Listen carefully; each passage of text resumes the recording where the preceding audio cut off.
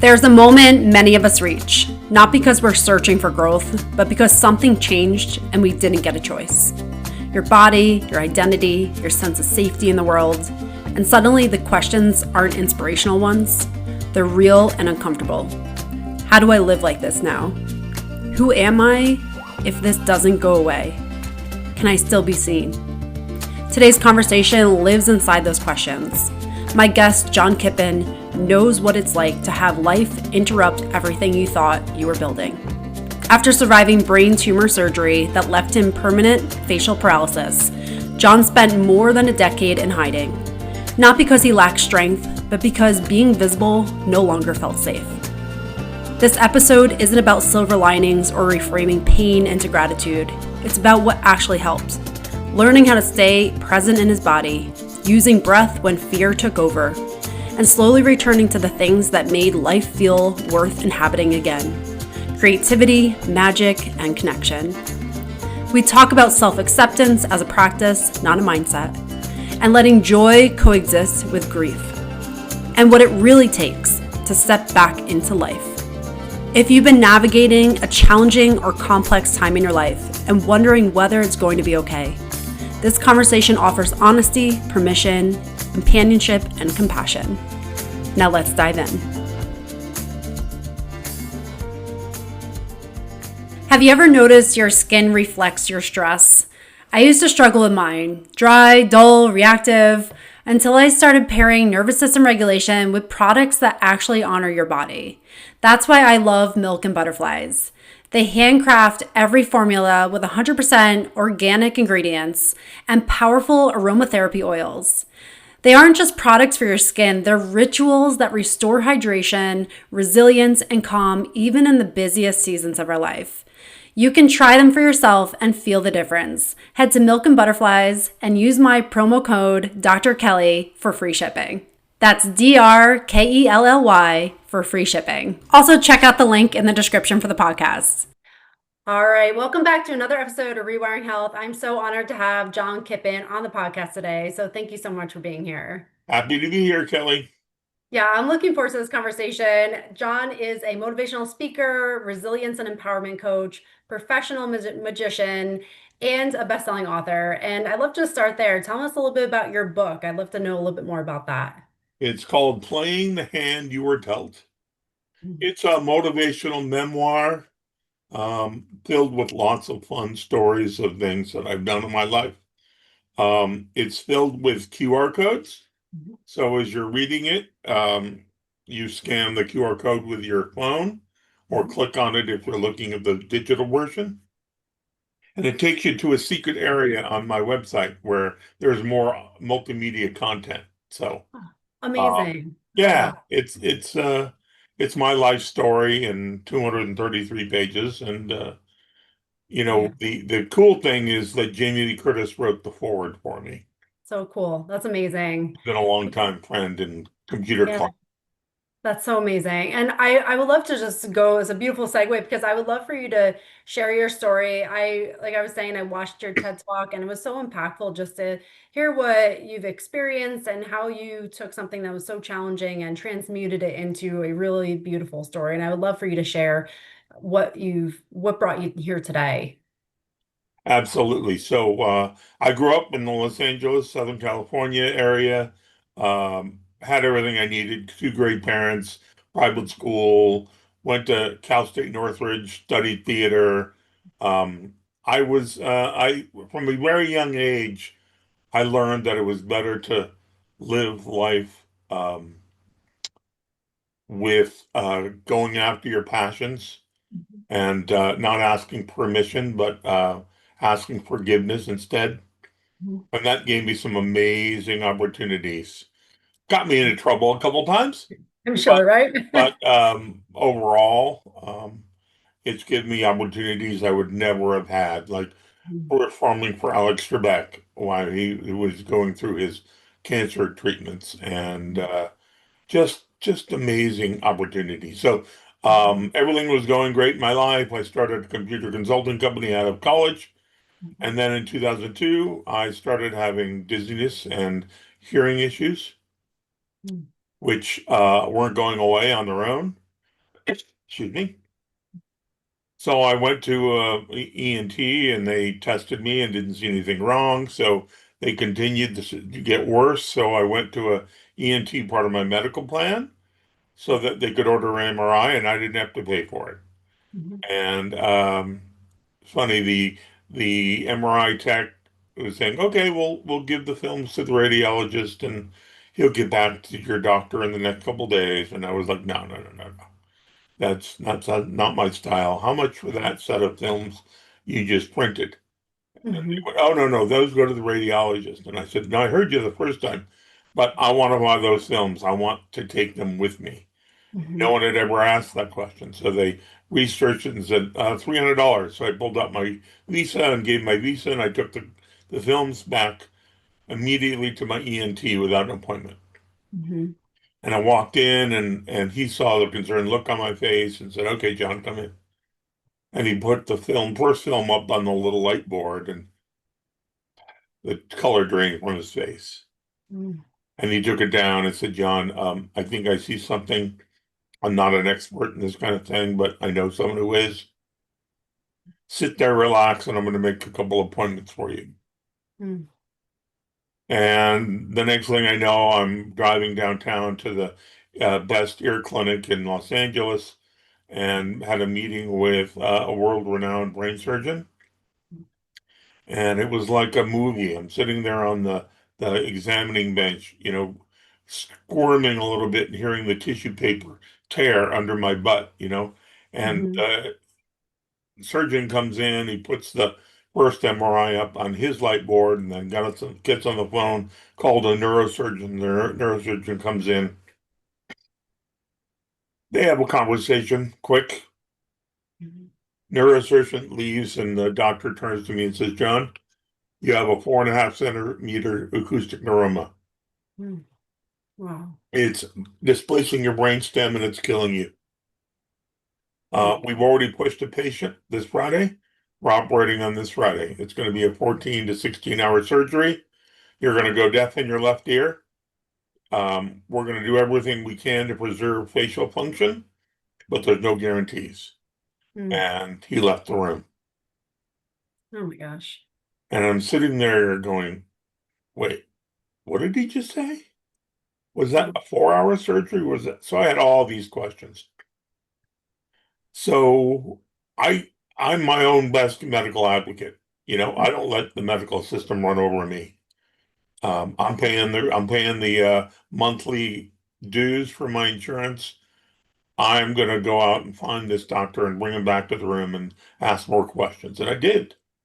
And he spent Yeah. another half hour with me and said, "John, I really got to go, but you can always call me. Here's my cell phone number if you have any more questions." So I was still in shock.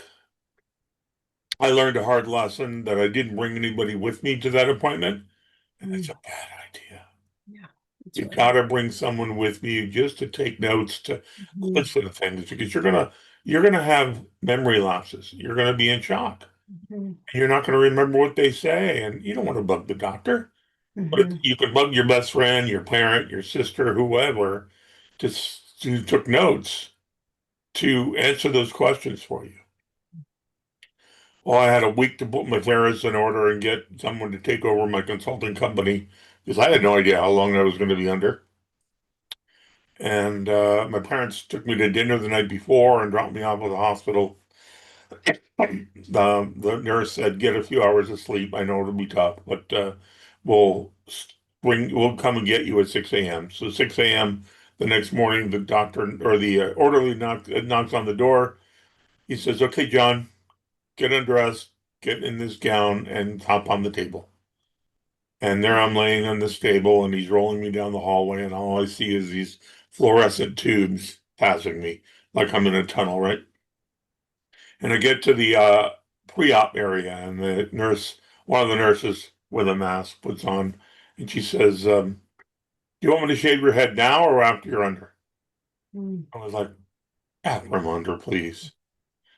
And then another woman leans over and said, "John, nice to meet you. My name is so and so. I'm your anesthesiologist. Um, Well, one small problem. My assistant just called me and said that our my services are not under your medical plan. So here's Mm, a clipboard and a pen to sign your rights away. And I knew living with two parents as attorneys that that was going to be signed under duress. So I knew I would never have to pay that bill. So I mhm, gladly signed it. mhm. You know, she had my Yeah. life in her hands. So Yeah. anyway, so I go into surgery and it's 5, 4, 3, and I'm out. Mm, And I wake up in surgical recovery 15, 16 hours later, and it's like I'm 20 meters under the water in a pool, trying mm, to swim to the surface. And I can hear people, John, John, wake up, John. I didn't know whose voice was there. I didn't know. I was just trying to get to the surface. And when they finally came to, my dad was sitting on the edge of the bed holding my hand. mm, mhm, But I looked around the room and I needed glasses. So I looked around the room and I didn't see anybody else. So I asked my dad for the glasses and I tried to put them on and realized my head was bandaged. mm, So, they kind of went on cockeyed. And I looked and my mom was standing in the corner. And the look on her face was one of horror. mm. What did these butchers do to my son's poor face? Oh, God. And at that point, that's when I realized that something had gone wrong and my face was paralyzed. Mm, So the next time the surgeon came in, I asked him about it. He said, John, I wouldn't worry about it.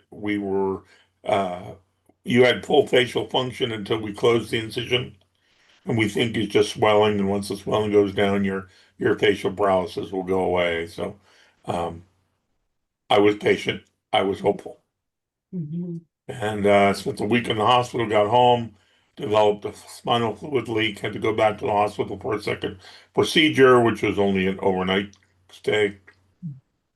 Got home and started healing, mhm, and I practiced myself by talking to clients on the phone and doing a little computer work, but I could I could stay up 2 or 3 hours a day without a nap. mm, But I mhm, made the most of those 2 or 3 hours, watched a lot of TV and just laid on my couch and tried to relax and try to heal. mhm, But the more I looked in my mirror, the more my facial paralysis started to bug me to the point where I covered all of the mirrors in my house. Um, I didn't want to see that reflection. But the doctor said make sure once a month, once every couple of weeks or whatever, you look in the mirror and you try to smile and see if there's any movement. So I had a little portable mirror that I got from my uncle, who was the magician who got me involved in doing magic. And it was mm, his practice mirror. And so I would hold the mirror up and try to smile and nothing. mm, And then I put the mirror away. And so I hid from life for 12 years mm, because I didn't like the person who was looking back at me. I didn't recognize him. And fortunately, I had a business that I could stay at home and run it from home. mm. So I didn't have to constantly have the questions, hey, what happened? How are you? What's going on? Because I didn't have any answers for him. Yeah. And in my TED talk, I tell a story about I wanted to go get a burger, so I went to this local burger joint restaurant, and I'm sitting there at a booth having dinner. And this little boy is sitting in the booth in front of him, and he's fidgety. So he turns around and faces me, and his head's kind of doing one of those cockeyed, huh?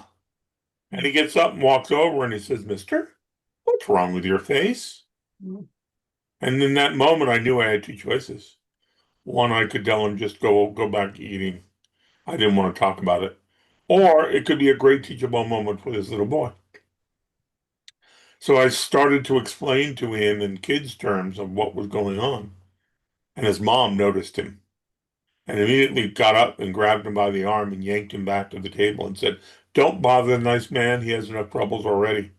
mm, And at that point, I knew that I had to go and finish the story. So I walked over there and knelt down so I was high level with the boy. And I said, You had a great question. and I'm going to answer it. I had a medical procedure that made me not to be able to move my face, but it's my new face. And I like it because it's cool. Mhm. Well, it's different, just like yours. And the little boy, without missing a beat, grabbed his fingers and started to manipulate his face to look like mine. And Mhm. turned to his mom and said, "Look, Mom, I can do that too." Mhm. And as I got up and looked at the parents, excuse me, they were so thankful that Mhm. I, risked being embarrassed. I risked, you know, little boys saying something inappropriate just to Mhm. teach their entire family a lesson. And Yeah. so the TED Talk you talked about, Mhm. which has over 1 million views, the idea was how to treat people who are different with respect and compassion. Yeah, it's so meaningful. I mean, thank you again for sharing your story. And there was something that stood out to me in that TED talk where you talk about you transformed the shame to that acceptance. And that's such a powerful statement where you saw that transition in the parents where they were shameful of what their son was saying, and then you allowed them the gift of acceptance and being able to share that gift of accepting people Yeah, for who they are. And I I think that's gave them a huge gift without such them, a gift. just because we're all different and we all have things we hide from, and some of us do it better than others. And Mhm. um, that's why I really started coaching, Yeah. is because I help people kind of uncover those things they're hiding and put them in perspective. I'm You know, curious what your journey with acceptance was. I know you said you're hiding out for 12 years and not showing your face. What did that look like in those 12 years as you started to accept the newer aspects of yourself and then have such a public persona with the magic work and everything you're doing? What did that look like from the total opposites of hiding out to them being in front of so many people? the hiding became easy. It became a habit. Mhm. And before I knew it, I looked at the calendar and I'm like, gee, many Christmas. I've been hiding for 10 years. I Um, was miserable. I was lonely. I mhm. lived alone. My girlfriend had left me. Um, I had my own house, I had a dog, but I didn't see friends. I didn't see new people. I wasn't dating. I wasn't, enjoying life. I missed so many high school reunions and college reunions that I finally decided I was going to get out. And I started playing semi-professional poker at a Mhm. local poker club, which was a 20-minute drive from my house. Because at a poker table, no one cares what you look like. They just want your money. Right. Mhm. Yeah. And but I started to develop friendships with these degenerate gamblers who were at the poker club every day. And those weren't the people I wanted to befriend. Mhm. So I was home watching a David Copperfield magic special one night. And I had worked on magic since I was 6 years old when my uncle pulled a quarter out of my ear. Mhm. And I would always dabble. I had worked in a magic shop as a kid, and magic was always something that was one of my huge hobbies. And I found myself pulling out a deck of cards and practicing. And sorry, I'm getting choked up. Mhm. Um, and I discovered there was a local club in Hollywood called the Magic Castle, which is a private club for magicians and their guests. And I threw caution to the wind and I went and I auditioned. And I passed the audition. Wow. Um, and then so I would go every weekend, Saturday and Sunday, and I would, kind of lurk and watch other magicians and try to get the courage to actually sit down at a table. Mhm. There was this one magician who saw how good of a magician I was, but Mhm. that I wasn't performing. And he took me under his wing. He said, "John, anytime you see me performing impromptu magic throughout the club and you want to come in and do one or two signature tricks of yours, just give me a nod. And I'll introduce you, bring you up, and let you do your two tricks so you feel comfortable. And then you can step away and I'll finish the show." It only took me twice doing that. And Wow. that gave me that confidence to Mhm. put together 20, 30 minutes of magic Mhm. and sit down and start performing. You know, when people would walk up to my table and they'd sit down and they were curious, they were distracted by my facial paralysis. And not in a judging way. They were like, did he have Bell's palsy? Did he have a stroke? Well, why? And I found that that detracted from their enjoyment of the magic. So I changed on a dime. I said, I would open my show and say, guys, my name is John. I've been doing magic all my life. In 2002, I had a brain tumor. When they cut out my brain, they traumatized my facial nerve, hence the paralyzed face. But something happened to me on the operating room table. Now, I'm not sure what it was because I was unconscious. All I know is I recovered. I realized I had acquired some new skills. And then I would pause. And I would wait for all the audience members to get on the edge of their chair, wanting desperately to know what kind of skills I could have acquired from having brain surgery. And I would look to my right and my left, and I would lean in and whisper in a loud voice, guys, I think I'm able to visualize people's thoughts. And then I would go do some mental magic. And what that did, without me realizing it, was that took my biggest life challenge and turned it into my superpower. So cool. And audiences would immediately accept me because number one, it answered the question they were scared to ask because it wasn't appropriate. And two, it allowed me to share something uber personal about myself with the audience.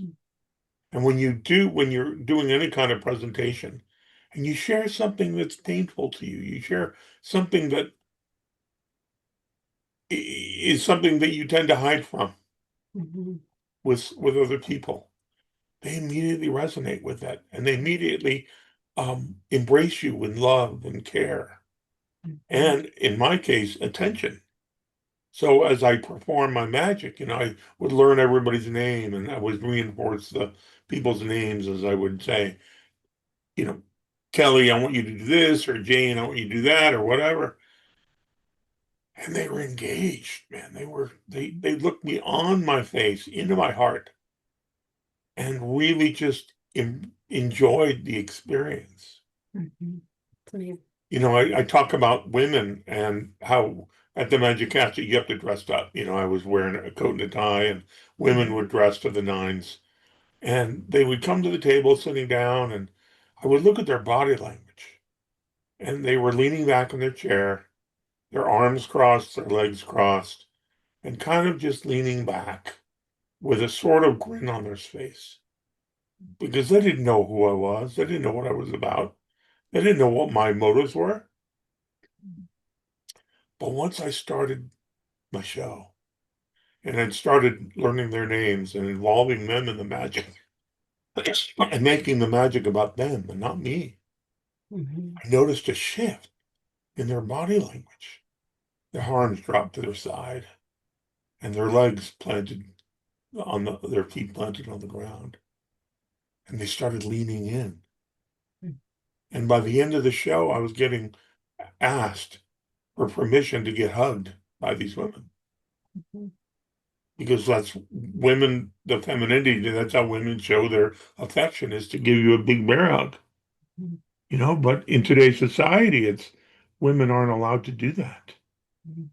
They have to be careful because of the Matt Lauers and all the sexual predators out there that they don't give of themselves. But I was making these connections to these women that I didn't expect. So a couple of them, I asked if I could get their number so I could call them a day or two later and just talk about what was going through their mind, what was going through their heart, because I really can't read their mind. And a couple agreed, so I had conversations, and I would say, so, excuse me, what made the difference? Why did you all of a sudden going from standoffish to wanting to give me a hug? And they didn't know. And I said, I've been thinking a lot of it. Is it possible I gave you permission to be feminine again? And most of them started crying. because I realized that was it. They had lost their ability to just be loving without the fear of being attacked. I want to take a brief moment to pause from the episode to share something that I've noticed so many women struggle with, and maybe this resonates with you, that you do not feel safe to honor your own needs. You might be the one who learned how to be easy, capable, and reliable, and yet you're tired of overriding yourself. You're tired of explaining your no, you're tired of feeling guilty for wanting space, and tired of shrinking your truth to keep the peace. The thing that most people don't realize is that you can't actually protect your peace without a sense of inner safety. And without that safety, boundaries feel harsh, guilt feels unavoidable, and self respect feels like something you're constantly working at instead of resting into. If you have that quiet, steady craving for self respect, the kind that lives in your body, Self Respect Reset was created for you.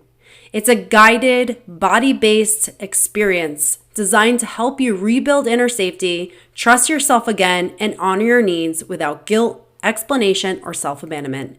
If this speaks to you, you can find the link to join in the show notes. Now back to the episode. There's something so magnetic when you are around someone who is so accepting of themselves and willing to share vulnerabilities. There's an instant magnetism to that person because I think for so many of us, we're on this journey of self-acceptance. And when you see someone who has fully accepted themselves, you can very much be drawn to them because that is a superpower to say, this is all of me. This is the full aspect of me. And I'm accepting of every aspect of myself. And I think there's so Yeah. many of us that put on that front trying to get to that feeling. And when you're around somebody who is accepting of themselves, you get drawn to them because it's like something so many of us desire. And there was something you said in your TED talk that really stuck out with me. You said you went from invisible to invincible. And that is just so powerful where you share that because I think so many of us just want to feel seen, feel heard, and feel loved. And to be around someone who's like you, who's gone through, hiding out for so long to then putting yourself in front of people with this acceptance of yourself, that's such a power. And that is really inspiring to so many that are around you to see that. So it's incredible. And it's not up here in your head, Hmm. it's in your heart. Absolutely. And Hmm. when you learn how to accept yourself, you learn how to love yourself again, despite whatever your flaws are. Hmm. Um, it makes you attractive, Yeah. and not in a romantic or sexual way, Mhm. but on a deep human level. Mhm. And it's your secret sauce. And Yeah. people want some of that secret sauce because they see the joy in your eye and your smile and your actions, and they want to live their lives as joyfully as I am. Mhm. And that's why I became a coach, to Mhm. help people get out of their own way. Right. How many people get out of their own way? I talk about dreaming in my coaching practice. Mhm. As a kid, I remember my parents would have friends come over as I was 6 or 7. And the first thing their friends would say, John, what do you want to be when you grow up? Mhm. And I would say, I want to be a doctor. No, wait, I want to be a fireman. No, wait, I want to be a rock star. And I'd go into my room and grab 2 rulers and start banging on stuff and start playing my air guitar. And I'm in a land of make believe where Mhm. everything is possible. And I could be there for hours till mom called me for dinner, you Mhm. know? And then at some point you grow up and you go to school and you get a job and you build a career and you get to retirement age. Mhm. And then you look back and Mhm. you go, is this all there was? Mhm. Why do I Yeah. feel so empty? I Right. did everything I wanted to do. And what in those moments, what people realize is that they were living someone else's dream. Mhm. They weren't living their own dream, Right. you know? And it's Mhm. so unfulfilling to live someone else's dream. Mhm. Yeah, which is so ironic because that becomes the true illusion that you think that you're on the path of happiness, but you're really just on the path of emptiness because you're not actually pursuing what your soul is here to do or your own purpose or your own Yeah. essence. You've discarded it in an act of either self-protection or the act of trying to fit in, or that sense of belonging that so many of us seek out, and thinking that if we assimilate or do what everybody else expects of us, then there's going to be happiness behind that. How many people grow up doing Mhm. for a living what their parents did, Right. you Yeah. know? Hmm. And that's because our parents wanted us to be, my parents were both attorneys. Hmm. They didn't care that they didn't want me to be an attorney. They wanted me to, they taught me really valuable lessons. Like, we want you to be happy. Yeah. We want you to do what brings you joy. But a lot of people out there are not like that. Mm-mm. A lot of parents insist that their kid go into their profession or take over the family business or whatever, and you feel obligated because they're your parents. Hmm. Right. You don't wake up and smell the coffee and say, sorry, mom, sorry, dad, that's not what I want to do. Right. You can get someone else you can hire someone to do that. That's Mhm. that's not my legacy. Yeah. Absolutely. Oftentimes it becomes your legacy, and Hmm. then it's too late, Hmm. you know. And so many people go through years of their life without even asking the question, like, what do I want? Without the input of so many other voices that end up screaming, but we don't listen to those little voices within us that say, this is what you want. And that's what I love your story of, like, going back to the magic, because that was something that was meaningful to you as a child. And then you can very much get lost in that, but it's like getting back in tune with your childlike essence. What was it that filled your heart back then? And that often is the answer for so many of us. Like, what is it that was meaningful to me before all the messages shrouded the light of what was trying to come out? It's powerful. I learned in magic that nothing is impossible. Hmm. There's always a way to accomplish everything. And so I coined my coaching practice. The method is called the I'm possible method because impossible, if you break it up into two words, it really means I'm possible. Hmm. Love that. And if you really take that to heart, you Hmm. lose any of those restrictions that you put on yourself, Hmm. that life has put on you. Yeah. Oh, you can't do that. That's impossible. And Hmm. there's so many stories about, you know, breaking the minute mile and all of a sudden, someone does it. Now 15 other people do it Hmm. in the span of a year. It's your own limiting beliefs that keep you from living your best life. And so in my coaching practice, we spend a lot of time talking about limiting beliefs Hmm. and are they serving you or not? Hmm. Absolutely. And I mean, I've seen such transformation in my clients.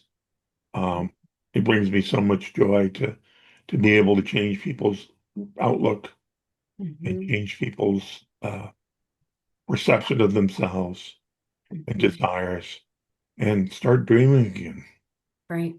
It's so profound because so many of us, I think that you have to keep adding things on, but it's really removing the things that allow you to actually shine your brightest. And I'm curious, going back to everything you experienced, you could have easily said, life is happening to me. Why is this happening to me? How did you make that transition to then realizing that it was your superpower to come out of this and have a message and a voice for others? Well, I teach that things in your life happen for you, Hmm. not to you. Right. Hmm. And that's just a twist in perception. Hmm. And that's a decision you make. Happiness is a choice. Joy is a choice. You know, I'm not an uber religious person. Um, but I do really believe that it's in within ourselves to decide who we want to be, how we want to show up. And the world is our oyster. Hmm. And we have to tune out the noise and just make a decision on who we want to be and start living that life. And you alienate some friends, as Mel Robbins says, let them. Hmm. Right. And then let me, right? Yeah. Exactly. let them be in their own world. Let them be haters. But do not let them affect who you are. Hmm. Absolutely. Yeah. Life is too short. Mm-hmm. 100%. It's so empowering. And for someone who's listening right now, maybe they're in the thick of a really, really challenging struggle right now, and they're hearing this. And I truly believe messages get to people who need to hear them when they need them the most. But for someone who maybe is tuning in right now, is listening, and they are in the thick of a struggle and feeling like, how do I get myself out of this? What is something you could say to that person that'd be like the first small step to start to see themselves and life differently? Um, Practice breathing. So many of us panic Mhm. because you feel like the world is closing down in you from every side, and Mhm. your body tenses and your stomach tenses and your brain starts going a mile a minute with bad thoughts. Mhm.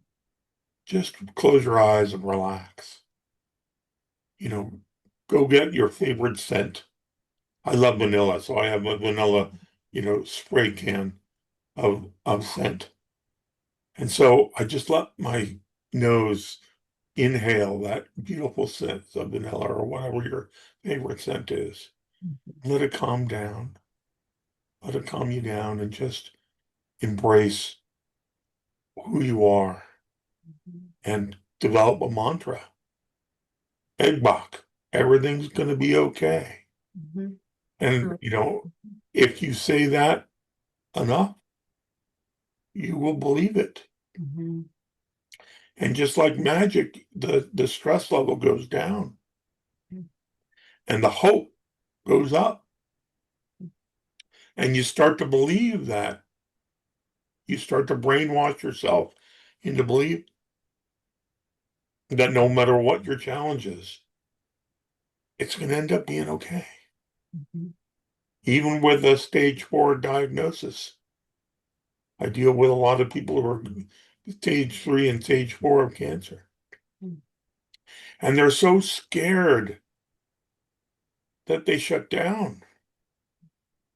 And I'm like, this is the time to go scratch things off your bucket list and Mhm. live and really embrace the time you have left, as opposed to fear, the day where you're going to be unable to move or you're going to pass away. You know, you gotta live on your own terms. Mhm. And that's hard. Right. Through my magic and storytelling, I have countless people who I got them to decide to fight cancer.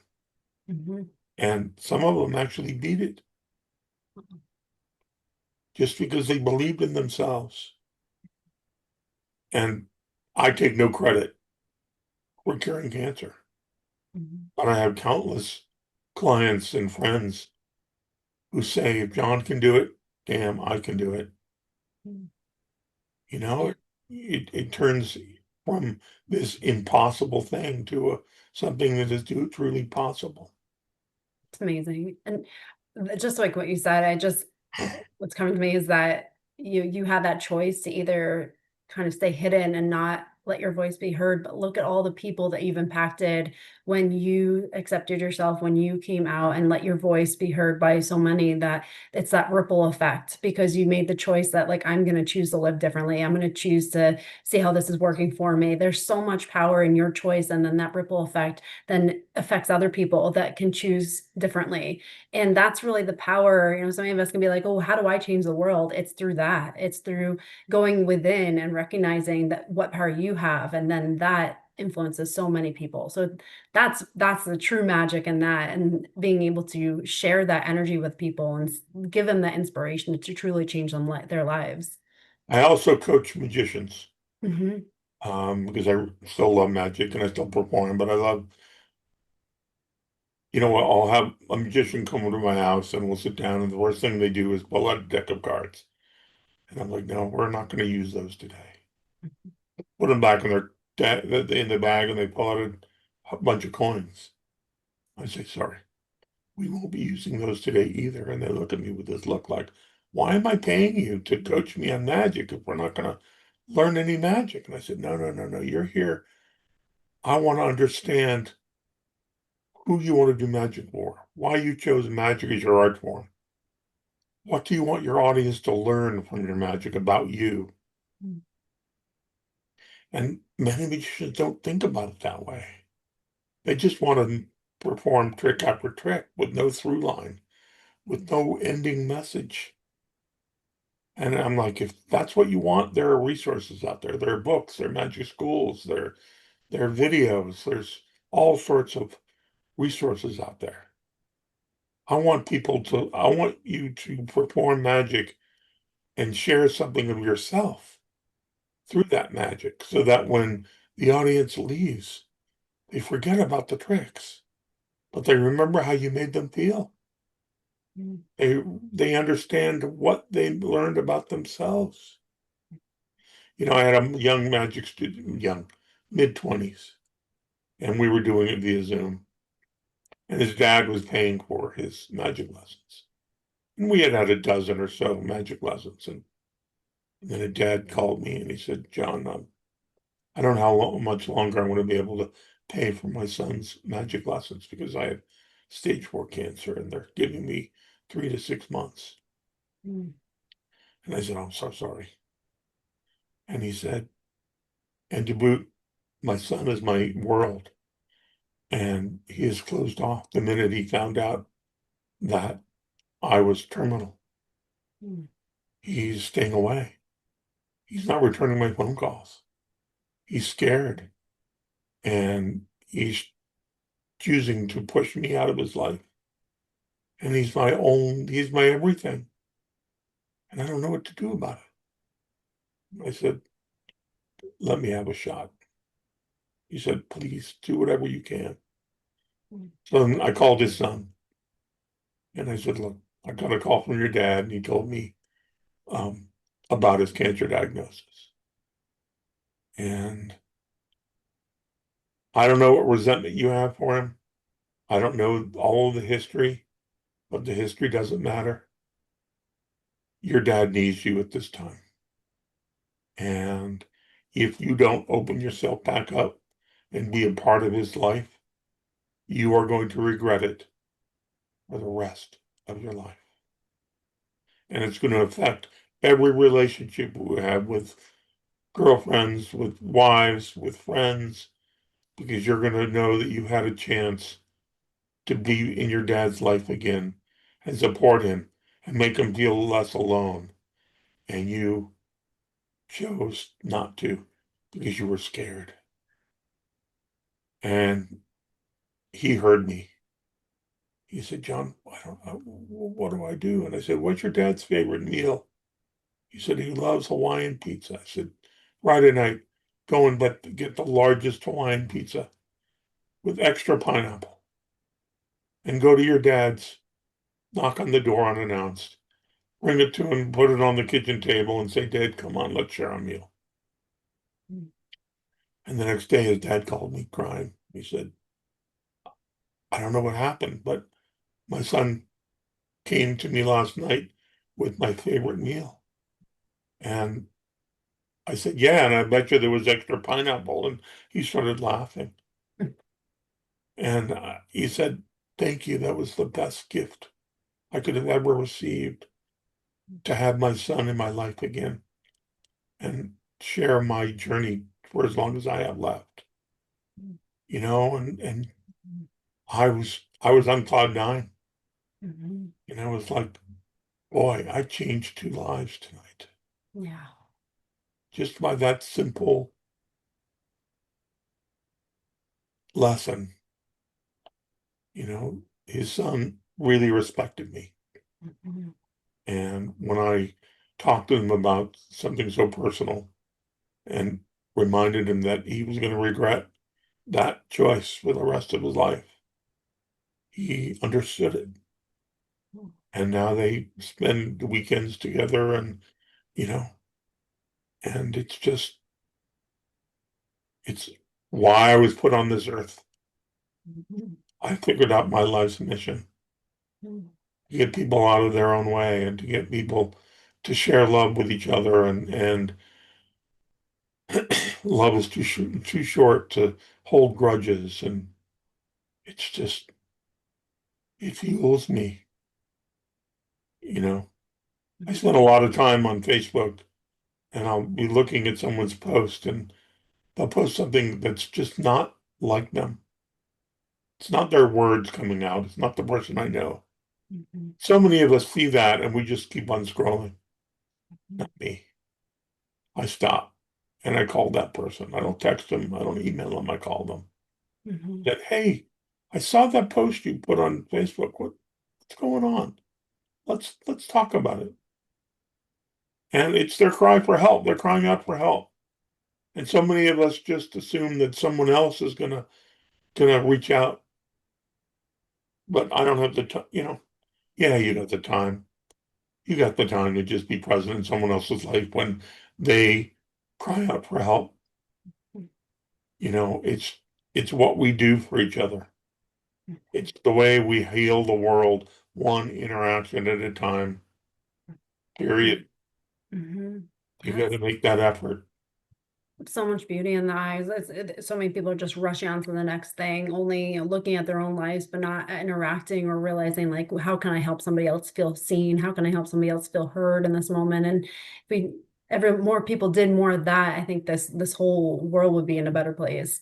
And it's just profound that, those acts, like, so many people are searching for their sense of purpose, but it's those acts that, like, maybe today somebody felt a little bit more heard because you were there. Maybe today somebody felt like they were understood because you were there. And those are that's the purpose. That is the purpose of giving people that gift of love and compassion and being there and seeing people beyond the superficial things that we often see people for. And what Profound. you don't realize is that the more you do it, the happier you'll get. You'll Mhm. become. Right. Because you Mhm. realize your significance in the world and your accomplishments in helping others cope with whatever they're going through. Mhm. Um, and it's something you become proud of, Mhm. you know? Yeah. It's these memories don't go away. Mhm. And when you're down, when I'm down, everybody gets down from time to time. I remember some of those success stories, Mhm. and all of a sudden I don't feel so bad anymore. Yeah. You know, Yeah. it's it's amazing how helping someone else you get tenfold back for Mhm. yourself. One good act, act of kindness, you get tenfold back for yourself. Yeah. Profound. I Oh, think true. I think Ed Milet says that he says when you feel helpless, get helpful. And it's such a switch when you start to see, like, you were in your own world, but you start to see what gift you could give other people, and it just pulls you out of that. You realize what you're capable of. And I'm curious, just on a daily basis, to be able to be fully present for people and be able to have that ability, what are some practices that you do to help yourself have that energy to be present for people, have that energy to share that compassion, what does that look like for you to fill your cup so that you're full for other people? Learn how to use the do not disturb button on your phone. Love it. You know, Yeah. it's an hour or 2 hours out of your life. Yeah. It doesn't matter. Right. Just being present with people, being supportive, learning how to listen Hmm. as opposed to learning how to judge. Yeah. People don't want to be judged. They Mhm. just want to be heard. They want to be supported. My last story is that, when one of my favorite celebrities, Alex Trebek, came out with his cancer diagnosis on national television, what courage that took. And when he was talking about his fight to live another day, and he was going to beat cancer, I was moved so much that I found his daughter, Nikki. And I said, Nikki, I need to perform magic with your dad, and I'm not going to take no for an answer because I've helped other people go through severe cancer diagnoses. And I can't say that I've cured them in any way, shape, or form, but I've helped them put their life in terms. And Mhm. so they hired me to perform for Alex and 30 of his friends and family. And he was sitting right beside me, and there's video on my website, johnkippen.com, of that performance. But after we were done, Alex and I went into another room at a restaurant. And I said, Alex, I just want to let you know that I seek you out because I wanted to share some joy. I wanted to share some magic with you, to give you that courage, to show how much your message to us resonated with me. And um, you are loved. Unlike the Matt Lauers of the world, you are above reproach. And I wanted to be one of those many people who remind you how much your life's work mean to all of us. And he stopped me. And he said, John, you're the first. Wow. And I got goosebumps. Wow. And I said, what? He says, no one ever takes the time to thank me for my life's work. Wow. And that knocked the wind out of my sails. And I was like, well, Alex, I am proud to be number one. And you mean the world to me, to the world, to my friends, family. Sorry, I'm getting over COVID. Mhm. So, and we embraced, Wow. and it brought tears to his eyes. And it was another one of my proudest moments. Mhm. And I would never have had that opportunity if I didn't seek his family out and just say, I didn't say, can I perform? I said, I Mhm. need to perform for your dad. Yeah. And they saw that authenticity in me. Mhm. And they said, absolutely, you can. Wow. So What an incredible moment for everyone there, for you, for Alex, for his yeah, family. What what that living your life on your terms Mhm. and don't let others stop in get in your way Mhm. Yeah. to change a life. Mhm. So powerful. The Thank most you. fulfilling thing you can do for another person Mhm. is Yeah. just be with them, to listen to them, to coach them, to just make them feel less alone. Mhm.